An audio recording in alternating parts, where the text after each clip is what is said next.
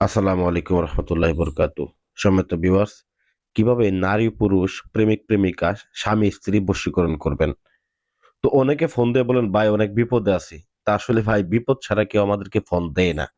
তো যারা আমাদের এই ভিডিও দেখতেছেন তারা অবশ্যই বিপদে পড়েই দেখতেছেন, অবশ্যই সমস্যার সম্মুখীন হয়েছেন বিদায় ভিডিওটা দেখতেছেন। এবং যদি আপনি এই ভিডিওটা সম্পূর্ণ না দেখেন তাহলে আপনার সমস্যার সমাধান সারা জীবনেও হবে না। কারণ যার মধ্যে ধৈর্য নাই, এই সামান্য ভিডিওটুকু ধৈর্য সহকারে না দেখে সমাধান করার যদি আপনার প্রকৃত ইচ্ছা থাকে তাহলে আপনি সম্পূর্ণ ভিডিও দেখে বুঝবেন যে হ্যাঁ, আপনার স্বামীকে কিভাবে বাধ্যগত করবেন, সংসারে শান্তি ফিরিয়ে আনবেন, কিভাবে স্ত্রীকে বাধ্যগত করে নিজের সংসারে শান্তি ফিরিয়ে আনবেন, ভালোবাসার মানুষকে ফিরিয়ে এনে নিজের মনকে কিভাবে শান্ত করবেন।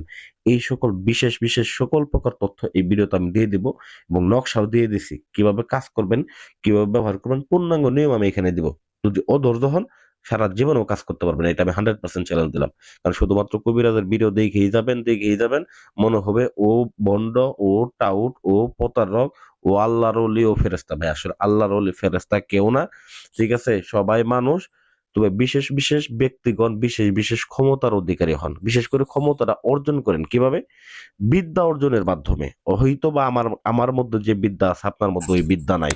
তো আমি যে বিদ্যাটা আপনাদেরকে দিতেছি অবশ্যই এই বিদ্যাটা আমি প্রয়োগ করছি, কাজ হয়েছে বিধায় আপনাদের দিলাম এবং এই বিদ্যাটা আপনাদের উপহার স্বরূপ আপনাদেরকে দিলাম যাতে করে আপনারা উপকৃত হইতে পারেন। তো যে সমস্যা আছেন, টাকা খরচ করছেন তান্ত্রিকের পেছনে, কাজ হয় না এইজন্য দিলাম। আমাকে ভাই বিশ্বাস করতে হবে না।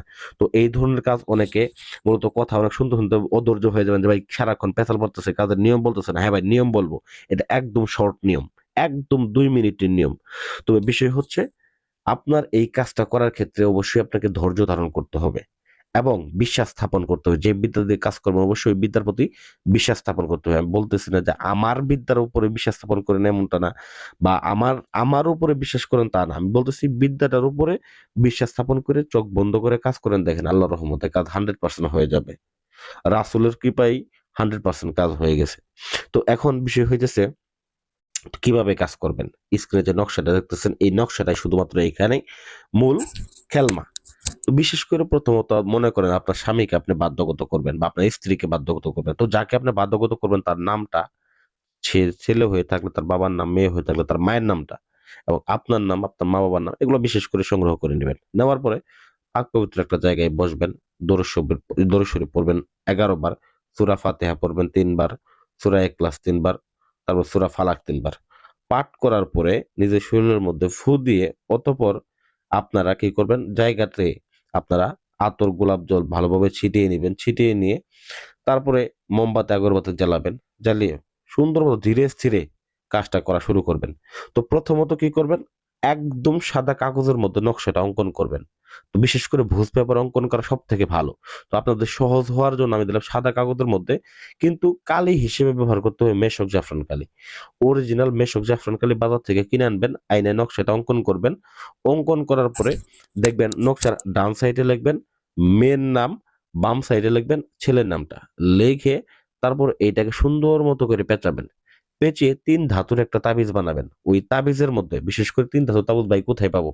স্বর্ণকারের দোকানে গিয়ে বললেই হয়ে যায় ৩ ধাতুর একটা তাবিজ মাদুলি বানায় দেন বা তাবিজ বানায় দেন।